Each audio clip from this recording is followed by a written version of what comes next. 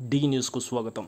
ఈరోజు వార్తలోని ముఖ్య అంశాలు. ప్రజల సంక్షేమమే తెలుగుదేశం పార్టీ ప్రభుత్వ లక్ష్యమని కనిగిరి శాసనసభ్యులు డాక్టర్ ముక్కు ఉగ్ర నరసింహారెడ్డి అన్నారు. సోమవారం సాయంత్రం కనిగిరి పట్టణంలోని కాసిరెడ్డి కాలనీలో సుపరిపాలన తొలి అడుగు కార్యక్రమంలో ఆయన పాల్గొన్నారు. కూటమి ప్రభుత్వం ఏర్పడి ఏడాది అయిన సందర్భంగా ప్రజల అవసరాలను ఆయన అడిగి తెలుసుకున్నారు. కూటమి ప్రభుత్వం ఏడాది కాలంలో ప్రజలకు అందించిన సంక్షేమ ఫలాలు ప్రజలకు అందుతున్నాయా లేదా అని ఆయన నేరుగా ప్రజలను అడిగి తెలుసుకున్నారు. తల్లికి వందనం కార్యక్రమం ద్వారా నేరుగా తల్లికి ప్రభుత్వం అందజేస్తున్న కార్యక్రమాన్ని ఆయన అడిగి తెలుసుకున్నారు.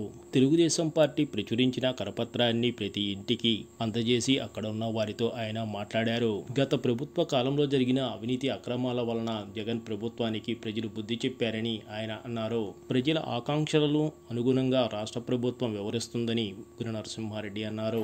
ఈ కార్యక్రమంలో తెలుగుదేశం పార్టీ నాయకులు షేక్ ఫిరోజ్, తమ్మినేని శ్రీనివాసులు రెడ్డి, కరణం అరుణ తదితరులు పాల్గొన్నారు.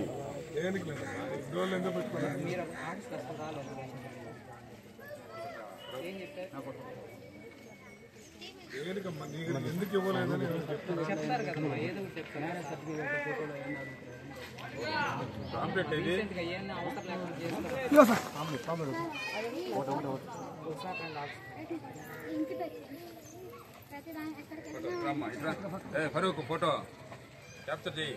Booth member booth incharge right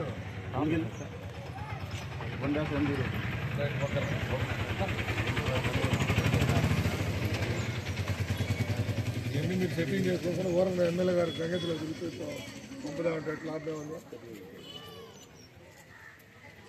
second